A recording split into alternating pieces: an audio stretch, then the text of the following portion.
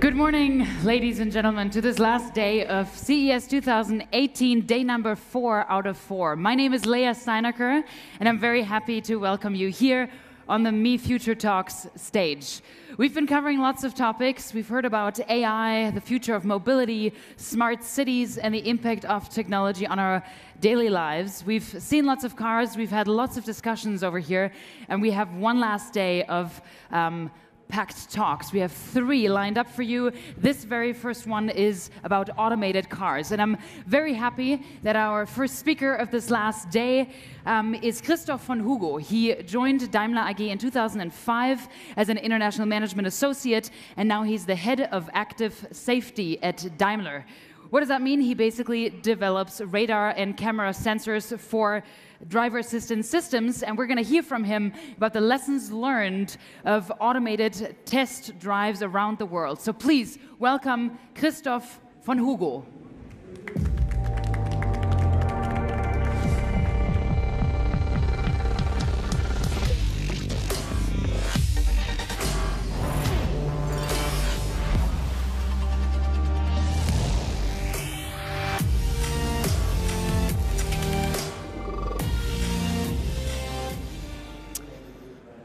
Good morning.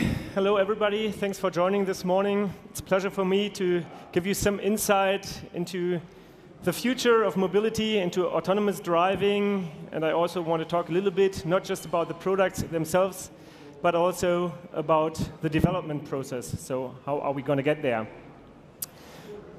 I guess my first and most important message to you this morning is, if you want to achieve something great, you always have to know the target picture. You have to know what you want to do. And well, the first chart I'm going to show you, that is our target picture. This is how we envision cities of tomorrow to look like. Just by coincidence, I guess, this is Stuttgart downtown. And you can see we still have vineyards.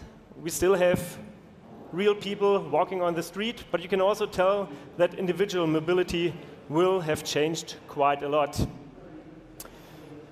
And for us as Mercedes-Benz engineers, our utmost goal is to make sure that future generations will still be able to enjoy mobility, individual mobility, because we believe that individual mobility is a major asset and actually a prerequisite for individual freedom.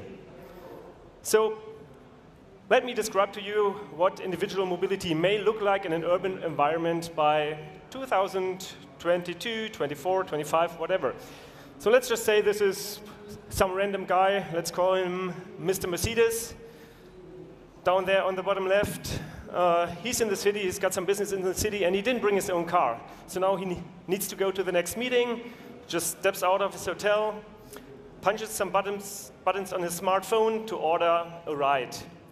And in fact, his ride, the car on the upper side of this slide here, the car may already know that he's about to need a ride, because needless to say, his smartphone has all his agenda items in there. So that automated vehicle has already been waiting around the corner for Mr. Mercedes. So now he's calling it, it's approaching, no driver inside, it's opening the doors, so Mr. Mercedes can get in. And now it's up to him to decide whether he wants to be driven to his next assignment. Maybe he still needs to do some work, prepare for his meeting. Or maybe, as you can see in the picture 3B, he decides that he wants to enjoy driving himself. And then after a while, of course, he arrives at his destination. He just gets out. He doesn't even have to punch a button anymore. The car already knows where the next customer is waiting. So he just walks into his office building. The car goes away and helps the next driver. And although this may sound as a vision of the future, you can already experience some of this today. What you see in this chart is automated valet parking, as we already do it today in the museum in Stuttgart.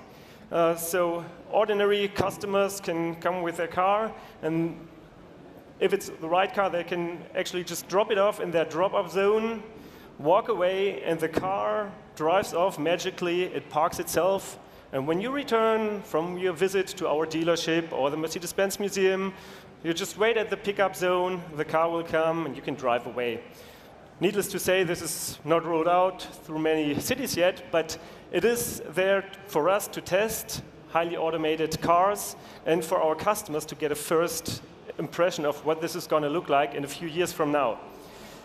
So this is essentially a level 4, level 5 system. And as I'm mentioning it, let's talk about the levels for a few minutes. Many of you may be well aware of the levels, but I want to spend a few minutes explaining what they actually mean.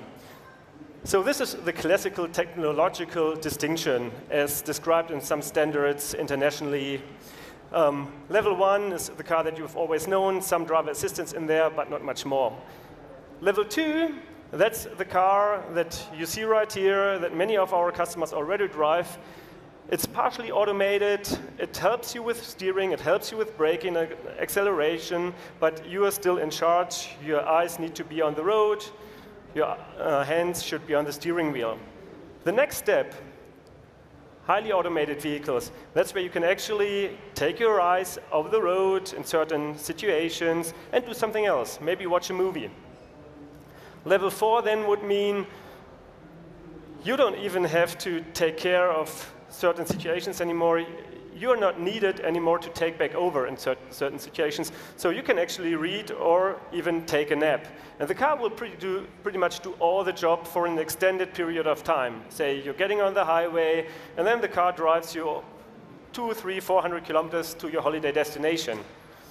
But maybe this car is still not capable of driving you the last few meters to your hotel, through an urban area or whatever. So that's then what level 5 would be doing. That's actually doorstep to doorstep, driverless. Essentially, you can sit in the back seat or maybe nobody's sitting in the car at all for whatever reason. So where are we right now in comparison to these SAE automation levels? This is a level 2 car. That's where we are right now. And although this may look like the past, it's a major foundation for automation.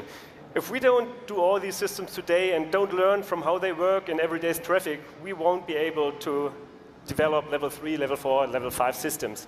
So this is just some of the systems that we have in today's cars. Some of them are there to make your ride more comfortable. As I said, steering assistance, distance control, and some of them are there to make your ride safer. And that is actually the most important part for us. If you don't manage to avoid accidents, then you're not capable of developing automated cars. So things like our active brake assist, the steering assist, blind spot monitoring, those are essential to take the next step towards highly automated cars. Let me go into some detail about some of these functions. One is the steering assist and active distance control. So that is essentially what makes this car a level 2 car, something that is conditionally automated, something that helps you with steering and braking, although you are still in charge. What the car does, you can see some sensors already, the stereo camera, you may see some of the radars on this car. They are monitoring the traffic around you, they are monitoring the lane markings, but also adjacent traffic. So when they see lane markings, needless to say, the car helps you to center the car in the middle of the lane. And even if you don't see lane markings, the car is capable of kind of guessing, due to the traffic around you, due to stationary objects like rail guards, where your lane actually should be. So it even helps you with steering if there are no lane markings present. What the car also does, it helps you with adjusting to the right speed. Now, you may be well aware of systems that read the speed limits from the signs, or they may take that information off the map in the past. So we've been doing that for quite some time. And now the systems are good enough for the car to actually adapt speed itself. And not only if it sees speed limit signs, explicit speed limits, but also in case of what we call implicit speed limits.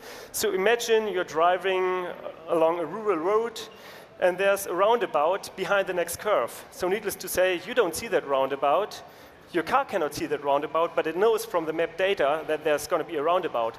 And the car will already start to adjust the speed, to slow down, before you even get over the hill or around the corner.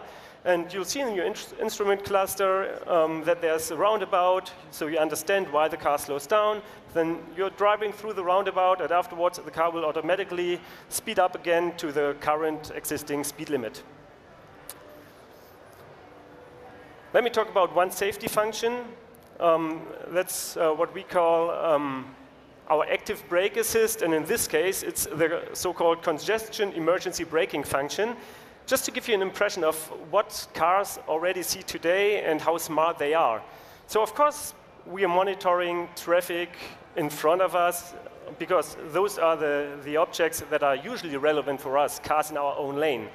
But now sometimes it's interesting to know whether the adjacent lane is actually free or not. And that's what this car is already doing. So imagine you're approaching the end of a traffic jam, and the car will then, of course, help you, warn you if you don't start to brake on your own, and it would even start braking if you don't react at all. And the car will know whether you have evasion space. So in case the adjacent lanes are free, it will warn you later, it will brake later, because it knows that you as a driver still have a chance to just change over to another lane and keep going. But if those other lanes are blocked, the car knows that the only chance you as a driver have is to brake. Well, then it can start to brake earlier. And what this means is at speeds of up to 100 kilometers an hour, so around 60 miles an hour, this car can actually do a full braking on its own and prevent an accident. And I can guarantee you, if you're trying this out, please don't do it on a public road, though. It's quite astonishing. As I said, we've talked about the levels of automation. So what is the next step now? Obviously, if this is a level 2 car, we are working on level 3, level 4, level 5 cars. But those levels don't really tell you much about the customer experience. So we prefer to actually take a more meaningful, product-driven distinction. And what you see here on the left-hand side, that is where we envision this car to be in a couple of years. That car will help you with steering, it will help you with braking, and it will even allow you to take your hands off the steering wheel and do secondary tests. So, for example, watch a movie.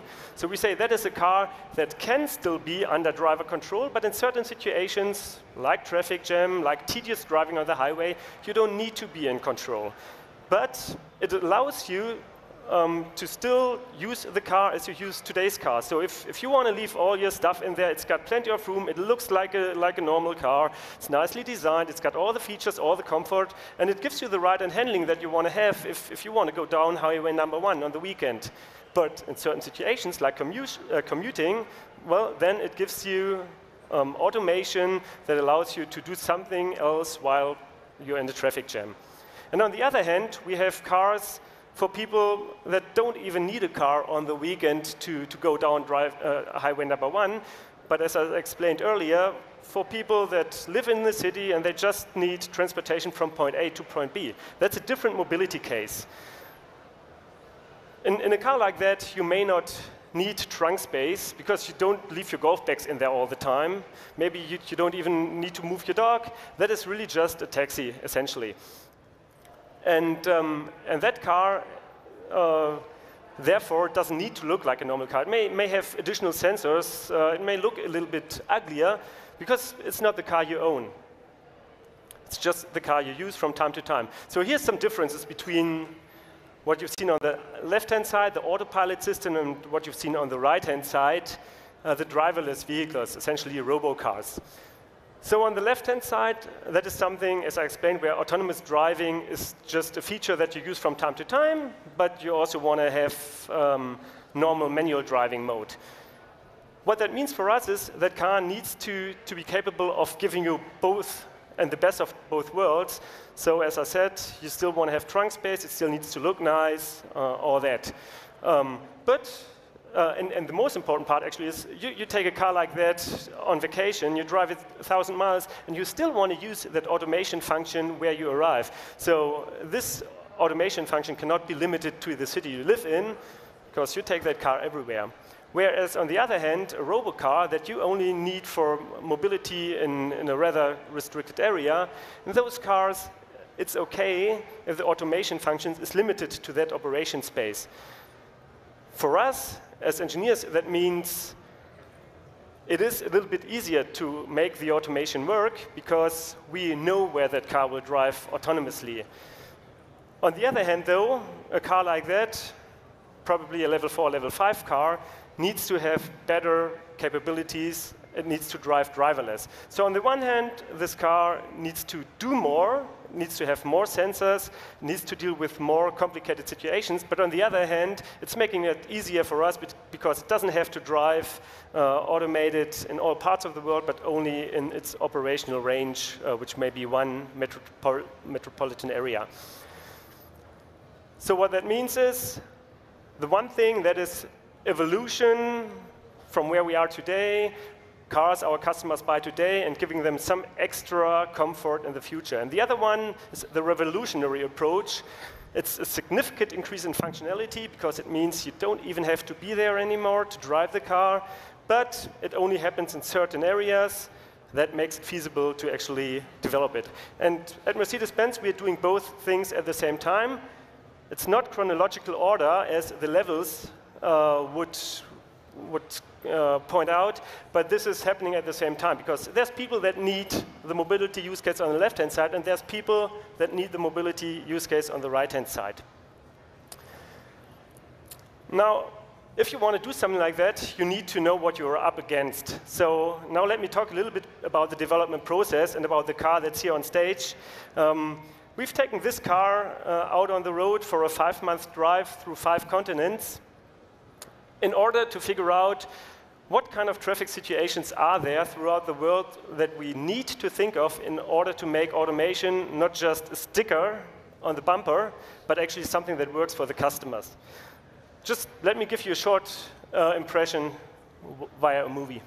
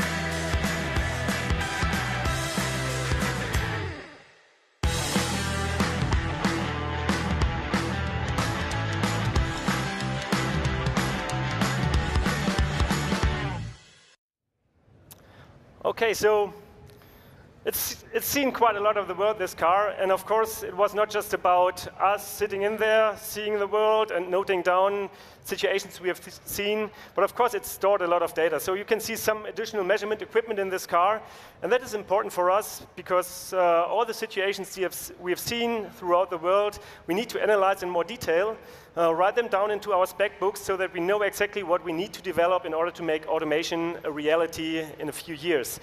And we also use all that data then to resimulate once we have developed software for highly autonomous driving. So the trunk of this car is actually filled with data storage capacity, and we've stored petabytes of data during our drive. So let me just talk to you about some of the findings we have made. Not all of them are surprising, but it's important to have them in mind because you don't want to start developing systems and then shortly before market introduction, you figure out that you've missed out on some important parts. An automated system is quite complex, and the whole safety concept of the car is something you start with a few years, or quite some years actually, before you want to launch a system like that. So you don't want to be surprised by anything late in the process, and that's the whole idea of gathering real-world data. So here's just some insights of the drive. What did we see in China? Well, needless to say, if you're driving in an urban area in China, it's a little bit more crowded than what you would see in most parts of Europe, for example, or also in most US cities. Of course, an automated vehicle will have to be capable of dealing with congested traffic in intersections where you don't even see lane markings. Another thing is driving behavior. people cut in, people tailgate, there's lots of pedestrians, there's motorcycles cutting across you, a lot of difficult situations, even for you as a human driver, but even more difficult for the automated car. Also, we've seen highways being used by pedestrians, and we've seen some strange infrastructure, we would say, like speed limit signs that are lane dependent, speed limits painted on the road, but sometimes the paintings on the road mean speed limits, and sometimes they just mean the number of the road you're on. And of course, the car needs to read that, and it needs to interpret what it sees. Well, Australia, kangaroos, is one interesting thing you see there, wildlife, needless to say. But also, we've seen some lane markings that we haven't seen in other parts of the world. We've seen blue lane markings, for example, something that the camera needs to pick up if we want to drive automated. And also, what we've seen in Australia is that the map data that we essentially need for automated driving is not as reliable yet as we know it from other parts of the world. So we need to work on map data in Australia, one of the findings. And if you go to South Africa, again, a totally different traffic environment, especially driving at night on highways and freeways, you see quite a few pedestrians walking out there. Now, if you start to develop, say, a highway pilot, a system that's designed to drive automated on highways because your assumption is that you hardly see any pedestrians on highways, well, this is not true if you go to South Africa. And of course, we want to build cars that our customers can enjoy worldwide, so we have to make sure that an automated car in South Africa can deal with pedestrians crossing the highway at night. So to sum it up, what did we learn during the World Drive? The world is different. It's not a surprise, but if you don't know the challenges, then you can't solve them. We haven't driven that much, 10,000 kilometers. Doesn't sound like a lot, but the important part is how much measurements we did and how many important or different situations we saw. So up there it says 400 measurements. That's 400 situations that we found and that we said, we haven't thought about this before. We may have known these, but we never looked at those situations through the eyes of an automated vehicle. So 400 more use cases, edge cases, that we want to deal with when we develop an automated vehicle. And as I said, we've stored quite a lot of data. Just to give you an impression, depending on the traffic situations, we were storing about 12 gigabytes of data a minute, storing 60,000 signals continuously, so quite a lot of data. And now it's our job to go back to Stuttgart, take all that data, analyze it, and then make the best of it so that we will have highly automated vehicles on the road in just a few years.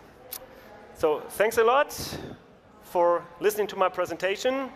And now I'm looking forward to some questions. Thank you very much, Christoph Von Hugo. So, Christoph, before I turn it over to the audience, because I'm sure there will be some questions about what we just heard, I'd love to get into the topic of interaction between humans, pedestrians, and the cars a little bit more. It's obviously very important to have trust, right, with an autonomous vehicle, because we can't actually see the decision-making process. Absolutely. You explained how the car learns, but how can you build in trust, or how do you account for that? Because otherwise, interaction between humans and the machine won't actually work very well. Exactly. First of all, you have to build trust for the people sitting inside the car. That is important. How do you do that? Simply by building a safe car. Don't put anything out there that is unreliable and unsafe. People will know right away, and then, well, you've screwed the whole thing for autonomous driving. So needless to say, don't launch anything unless it's ready yet. The other thing is making sure that the world around you trusts you. And there's some things you can do about it. Again, don't make mistakes, don't build unsafe cars. Another example I can just show you on this car. This car has special headlights, digital light. These headlights, they can actually project pictures on the road. So we've got about 1 million pixels in each of the headlights. And what you can do with that is, if you want to communicate with the outer world, you can, for example, project a crosswalk on the street in front of you, or you could project a warning signal or something. And we can, if we want to light up somebody's face, we could with these projectors inside of the car. So that's one other thing we tested during the drive, trying to figure out how can we communicate with the outer world in a standard car. But that's autonomously done as well. The car then communicates with humans. Exactly. It would, for example, as it does already, it sees that there's an intersection or a crosswalk. It also sees that there's a pedestrian walking or waiting to cross. So now in that instance, the car would break down, and then, for example, it could just make a little projection on that crosswalk, showing that, like an arrow, for example, telling the pedestrian, hey, I've seen you, and now you're safe to go. Right. OK. So let's hand it over to the audience now. I'm sure there are some questions. We just heard, yes, right here. Ofer, please. Oh, you'll get a microphone. Sorry, sir. Thank you. Hi. How much of the mileage that you've done driving was done at night? I'd say autonomously. Roughly a half of it. We were driving during the winter time, so a lot of driving was done at night. And as I said, we've seen some things that are more difficult to do at night, like pedestrians, pedestrian recognition. But one other thing I want to mention is this was one thing we did. It was like a comprehensive drive to gather data. When we're driving all the time anyway with cars, very similar to this, equipped with a lot of measurement data. And we are roughly driving about half at night and half during daytime. Are there any other questions for Christoph Von Hugo? Yes, right here. Julian.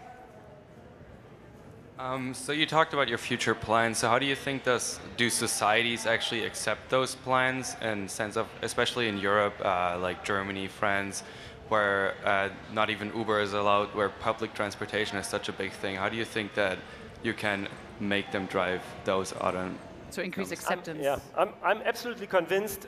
It is a matter of time. If you would have asked people a few years ago, they would have been much more skeptical than today. We've got a much higher market penetration of advanced driver assistance systems today, and people are feeling the advantages and the benefits, safety benefits, comfort benefits, and people don't want to miss them anymore. So I've seen surveys being done a few years ago, and one actually done here in the US recently, and the picture has totally changed within a few years. So people are really looking forward to this, and I'm very sure that there is a need for mobility where automation makes sense, but we will also see a coexistence of all different levels of automation for a long period of time. There's people that just want to have a level 2 car. I don't think we will see level 0 cars anymore. Every car will have some safety systems on board. Probably most cars will have a steering assist on board. You just want to use that in tedious driving. But not everybody may choose to drive highly autonomous or even in a driverless car. But I think we'll see all of that coexisting for a long period of time. And then just one example, if you're looking back 130 years ago, we've invented the car. And probably some people thought, this is the end of the horse. You don't need the horse anymore. Now, if you're looking at today's world, there's still mobility use cases where people use horses. I'm not talking about sports. I'm actually talking about transportation. There's still use cases where people prefer horses or mules instead of cars. And the same will be true in 50 or 60 years. There'll be use cases. If you go out to the woods or so, you will drive manually. All right, there's one more question. Yes, the lady in the second row. Can we have a yes? Thank you, Ashley.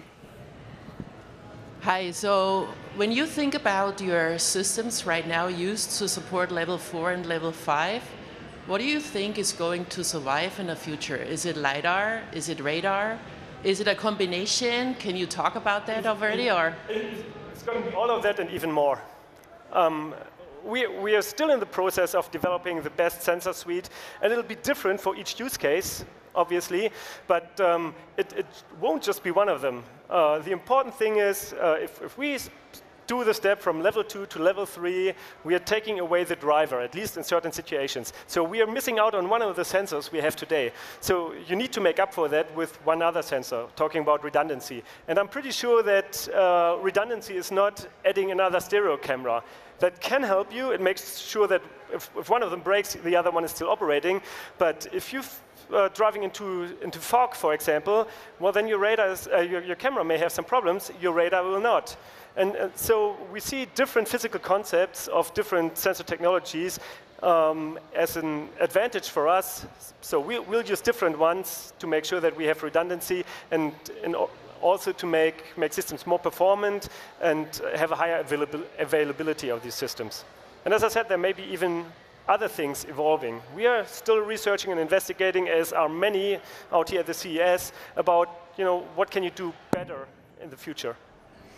All right. OK, one last question over here, and then our time's wrapped up. Are you also considering the capture of the sound? Because human beings also use their ear to get some information. Yeah.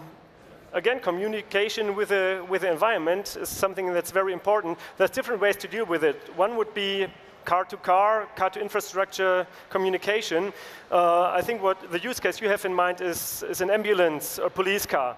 And an automated car should know that. Now, first of all, if you're talking about a level 3 car, I would argue that as long as a person is sitting in the car, you're still hearing sounds around you, and you'll take care of that yourself. So I would say in a level 3 car, remember the left-hand side of the chart, I think you would need something like that. If you're talking about a driverless car, well, obviously, that driverless car needs to understand that there's an ambulance approaching and that a green light doesn't mean a green light if there's an ambulance crossing.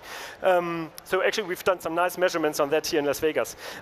So what can you do? Either have some kind of microphone, some kind of sound arrays to communicate.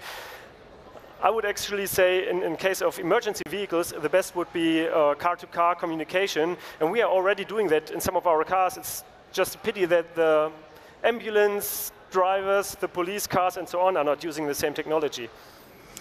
All right, please give a round of applause for Christoph Von Hugo. Thank you very much, Christoph, for this presentation.